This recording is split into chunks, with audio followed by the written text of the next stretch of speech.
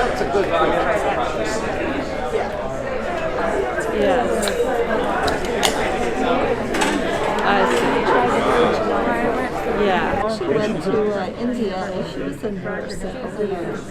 But I remember she I don't know if she was retired. Look at this.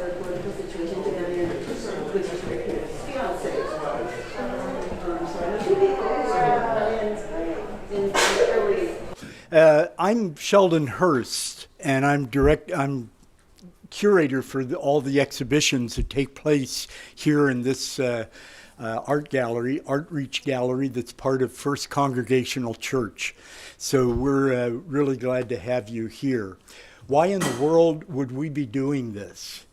Well, I'll tell you, my wife was in the Peace Corps. I wasn't. But she received this wonderful poster by Shepard Fairey that was done a few years back. It's on the left side. And she got that several years ago. And I said, oh, Peace Corps posters. I wonder what they'd be like if we found a whole bunch of them. And so that started my mind. But it really didn't happen until I started meeting some key people. And those key people included Nicole Dino, and who led me to Pat Wand. And then all of a sudden, things started happening. And that's really been within the last year and a half or so. So we've started pulling Peace Corps posters out of nowhere.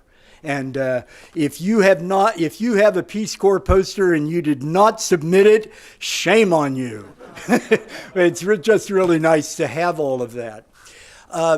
But you know, I got a whole bunch of them coming from so many different directions. And I kept thinking, what in the world is holding this together? And how can we show it in a way that will have any meaning and energy about Peace Corps experience? And when I did that, when I asked that question, I began to see, we laid out all 50 of these posters, and then we started shifting them around, and we discovered that part of Peace Corps is being peace. And there's a poster in there about being peace, you know. And then, so we collected some in that area of thinking. And then this other poster said something about promise and promising peace. And so we gathered a bunch of posters and sorted them out. We've got on here now, each of these themes is really gathered around one of those ideas. Now, they're overlapping ideas, obviously, and they're also diverse ideas that there are probably 10 or 12 or 15 or 100 other words that we could have had, but hey, there's a limit. And so with that energy in mind, the encouragement is to reflect on it so that people who aren't part of Peace Corps might have ways of attaching to the kind of work you folk have all done in very significant ways. And what you have brought home and facilitated others knowing and experiencing and sharing, and the energy that you've brought to various occupations, obviously it worked as a vision that Kennedy shared with those people back in Michigan 50 plus years ago, 60 plus years ago. So I'm very glad you're here. We're glad that we've been able to pull this off and recognize that here's the little folder that has 3 major events that we're pulling together regarding this.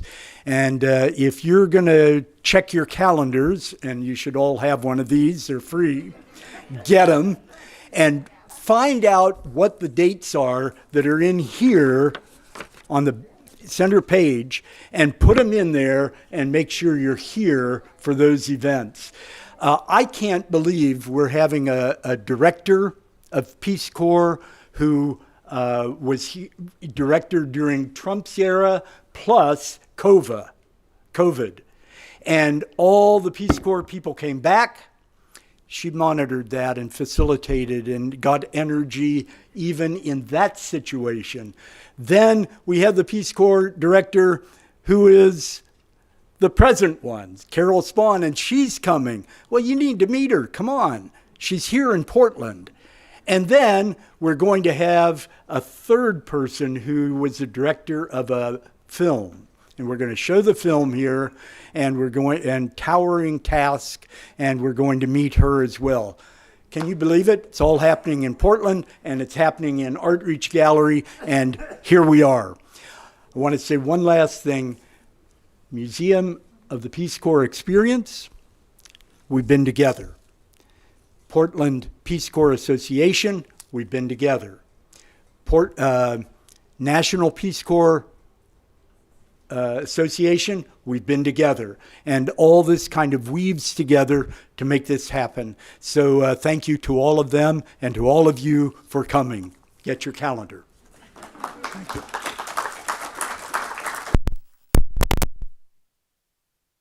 All right, thank you, Sheldon. That was awesome.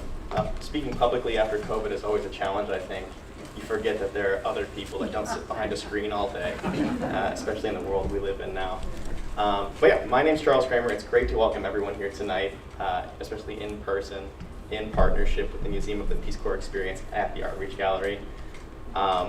Just wanted to share a funny little story about coming here. So I got to meet Bob Olson. Bob, where are you? Bob's right there. Bob was a volunteer in Tunisia in '66 and '67. He was where? Tunisia. Oh, Tunisia. Yeah, and he told me about his experience this evening. He shared some of his pictures. He shared a little bit of the book, of his journal that he wrote and he kept and he published, and it's in the back there. I'm not plugging it for you to buy it. I'm just sharing like how the conversation evolved, right? And Bob came to me and told me about his experience, and we wrapped up the conversation, and then he closed it by saying, "Were you even born by the time I finished my service?" I don't think I'm aging well, but that's okay. That's okay. But seriously, all joking aside, Portland Peace Corps Association is really excited to be here in partnership with the Museum of the Peace Corps Experience and the ArtReach Gallery to really go through the visual history of Peace Corps and really understand that Peace Corps is about people and the messaging that's in the recruitment around Peace Corps and what brings us all to the agency itself. So really excited to be here with everyone tonight. I'm Herman, and I am the Western member-elected board representative for the National Peace Corps Association. I'm also chair of the Friends of the Dominican Republic, where I served in the late 60s, and I'm also the current interim CEO of the National Peace Corps Association. So I'm here in that capacity. You know, I was telling several people that I remember the first time that I read about the Museum of the Peace Corps Experience, and I was so excited that the idea came out of Portland, Oregon. And so you should all be proud that your association was the one who came up with the idea and is collecting memorabilia and information and sharing it with people across the United States about Peace Corps. The National Peace Corps Association, of course, is the national organization for returned volunteers, current volunteers. We support Peace Corps in Congress, both in terms of our current bill to reauthorize Peace Corps. It has a lot of sweeping changes for Peace Corps. We work very closely with Carol Spahn, the current director of Peace Corps, to support her. As you know, she's been nominated by the Biden administration to continue as the director of the Peace Corps, and we're supporting that effort.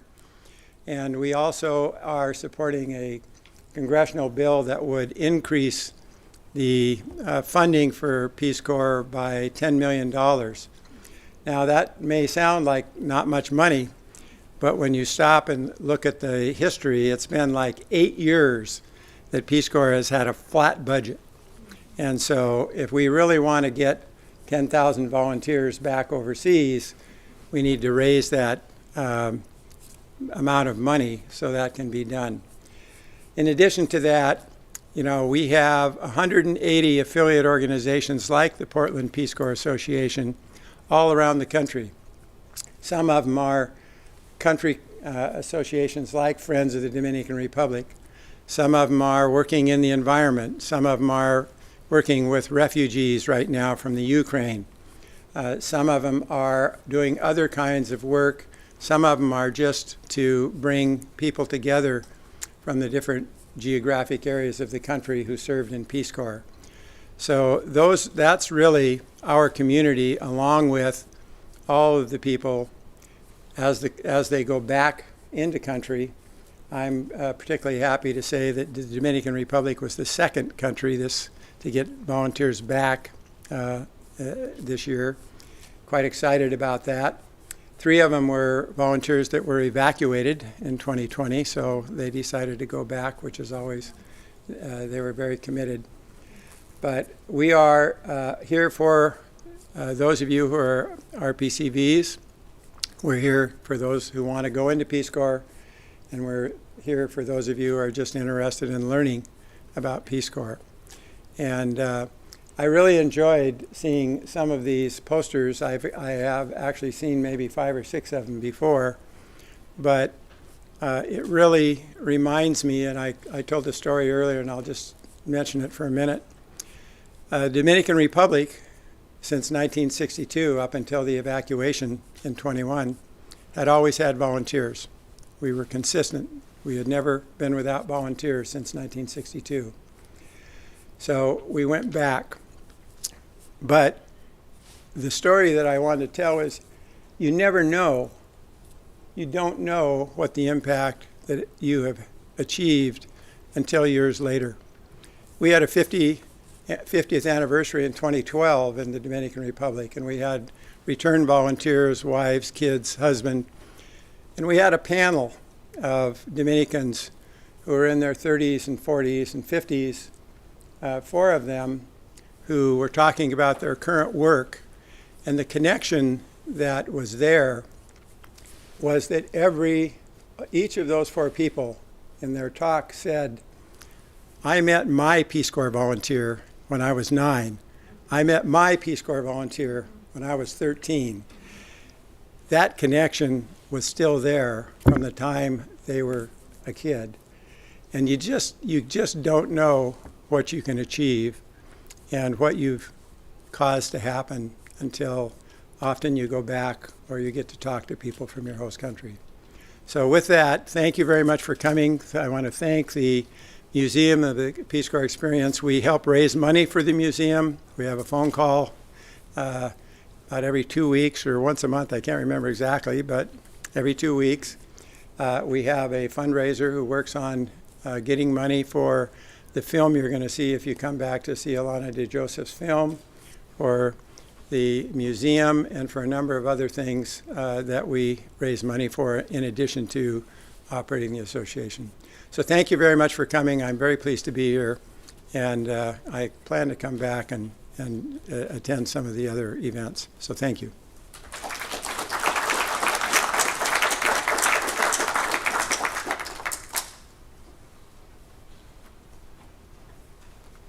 Hi, everybody. I'm Nicole Dino, and I'm one of the co-chairs of AD here, which is right across the street at the Oregon Historical Society, and that was for the 50th anniversary of Peace Corps. And some of you participated in that, some of you were there. So last year, we had our very first exhibit out of Portland, and it was at the American University in Washington, D.C., and it celebrated the 60th anniversary of Peace Corps. Since that, now we have this one, and it's so amazing to me that we're right across the street from where we had our 50th. A little bit about our website. We have an updated, fabulous website that includes a stories page associated with objects. You can click on a button that says Google Earth, and the Earth will move, and you can point where it is that you were as a Peace Corps volunteer. We have a fabulous video highlighting a project that we started called The Many Faces of Peace Corps. And there's a video on there that you have to see. It's a wonderful video. You can download a new exhibit toolkit. If you want to have your own exhibit, you can download our toolkit and it'll help you put one together. We also now have a bibliography page of over 3,400 books that were written by Peace Corps authors. As you can imagine, It has taken many volunteers to make this come together, working on various projects. Our committee, our objects and stories donors, our financial supporters, technical advisors, including our videographer, Dennis Burkhart, who was the same guy who helped us at the 50th. So thank you, Dennis. Okay. Especially Portland Peace Corps Association, which is our home. NPCA, who has championed this project since we went national 6 years ago. And Dr. Sheldon Hurst, our curator. We are grateful for your unique contribution to our community, and you did not know what you were getting into, did you? I'm going to quote Sheldon right now from a conversation that we had yesterday around how this exhibit came together. Quote, "We are in the act of living in gratitude. We are doing this together." Thank you, Sheldon. And in the spirit of gratitude, Ron and Pat, come on up. In the spirit of gratitude, the Museum of the Peace Corps Experience would like to honor our founding member who is here today. Bill Stein, come on up. We really want to thank you, Bill, for being the visionary that you have been. And Bill has been here since before day one, and he's still here. So let's give this to you. And in appreciation,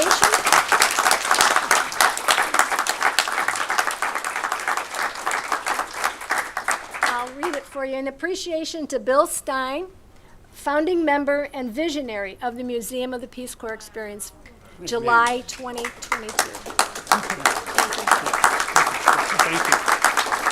And Bill's up next.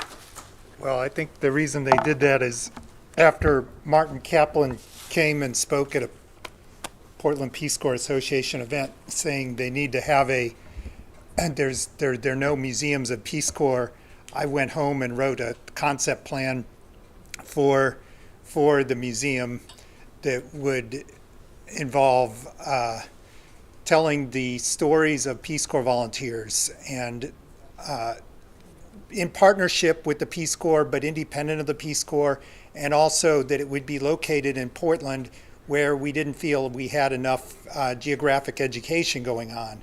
So that was the vision, and that's what propelled us through our first decade, basically, of the exhibit at the Interstate Firehouse Cultural Center, at the Multnomah County Central Library, and there was an exhibit at the Art Institute of Portland, and then the one that was already mentioned at the Oregon Historical Society that a lot of folks in the room, it also gave their artifacts and anecdotes to us that we would put in these exhibits, and it was really great to read all that and to share that with our community. And I'm very impressed with everything that Nicola and Pat and Ron and everybody else have done with the committee, taking it national and really taking the vision more broadly. But I appreciate this, and I thank you. But like you, I was impressed when I first heard about the museum, a Peace Corps museum starting in Portland. I mean, it's an audacious goal in and of itself.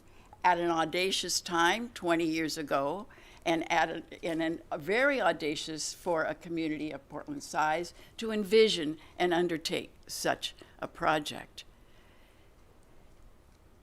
But we all know that a lot of audacious things happen in Oregon, and I can speak from experience, being born and raised Oregonian, and that pioneer spirit that drives so many of us, I think, drives some of that creativity as well.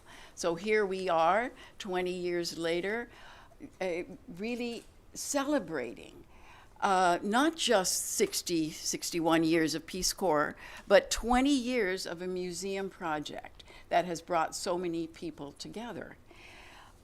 And the way we do this is to take the simple things, the simple treasures we bring home, the pots, the tools, the dolls, the textiles, the musical instruments, the paintings. We take those and raise them up. We're collecting those, raise those up and make them visible, and then add to them the stories from the personal experiences.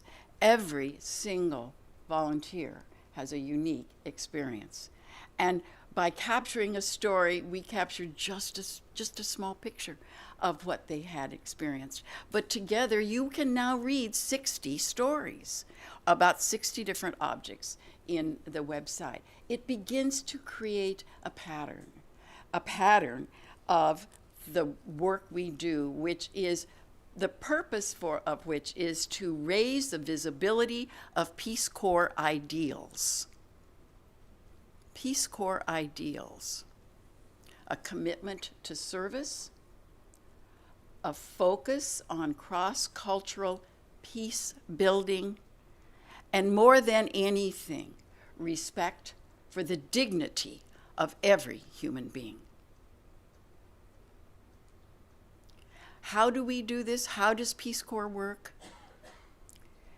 A community in another country invites America to send a volunteer to work on a particular project or an educational effort or a health problem that they're facing. And that volunteer then goes and spends 2 years in that community and becomes part of it. In that process, the American becomes loyal to that country. And that country knows an American in a very unique way. That's what peace building is about, from the grassroots level up. And that's the kind of thing we want to do with the Peace Corps Museum, is taking these unique experiences and making them visible, so that not just we in the echo chamber of the Peace Corps community can ponder them, but the general public can learn more about them. So much is going on, so much good is going on, and we need more good stories. We're really succeeding in a lot of ways. Nicole has mentioned already. We're collecting these treasures, these artifacts in 2 different locations. We have now the expense of maintaining a storage facility here in Portland, another one in Washington, D.C. But they're growing, and they're growing in wealth, if you will, in variety. We talked about the stories that we're collecting along with those, the Peace Corps author bibliography. If you haven't looked at that, I urge you to do that. It's really exciting, especially if you're into reading at all. Just go and poke around in the Peace Corps bibliography, the Peace Corps author's bibliography. The toolkit can help you develop an exhibit. And of course, the Many Faces of Peace Corps is a very important initiative of the museum. That's the initiative where we particularly encourage volunteers, Peace Corps volunteers from underrepresented groups, Blacks, colored, Native Americans, LGBTQA community members, people with physical disabilities. We urge them to tell their stories. Many of them, not all by any means, but many of them went into communities who were expecting European Americans, preferably blonde with blue eyes, excuse me. But the blue hair comes too, you know. But those two would be unexpected. So we encourage these volunteers to tell their stories. And so we can understand how diversity works around the world and how much of a challenge we have in that area. That basic area, respect for the dignity of every human being. So thanks to the people in this room, thank you, all of you, and many other donors. We now have about 150 different donors, people who donate money from $5. My grandson donated $5, by the way, to $500 to thousands of dollars. We have been able to achieve a great deal together with all of you. In 2021, we had our first big fundraiser, and we raised $100,000 thanks to many of you in this room and many other people. One of our own volunteers stepped up and said, I want this to happen. I want to start this campaign. Here is $20,000. And that got us started towards that 100,000. Our board then raised another close to 20. So we were able to move forward quickly, and lots of people stepped up for that. We'll soon, because we have that nest egg of money, we can now hire a part-time director. The search is underway. We just launched it 2 weeks ago. So we're hoping to hire a part-time director. We're planning to. We're developing a stronger website. We want to have more sophisticated virtual exhibits, more than even what we have already. And in 2022, we'll be moving in to the new offices with the National Peace Corps Association into a building called Peace Corps Place, which is a restored building, renovated building right on North Capitol Avenue, just north of the Capitol itself. So we're very excited about that. Ultimately, our goals are to educate people about the Peace Corps in all the ways, through our exhibits, through our programming. And also, again, maybe farther out there, but sooner, as soon as we can, we want to sponsor research about the impact of Peace Corps, the impact of the Peace Corps way of peace building, the impact on the United States, and the impact on the various countries in which we have served. That will take some more sponsorship, some more fundraising, but we're going to be using the artifacts and the stories, what we call primary research material, to help sponsor fellowships for that kind of research. So thank you for your moral support, for your creativity. Thank you for the objects that you're donating all the time to us. Thank you for your stories.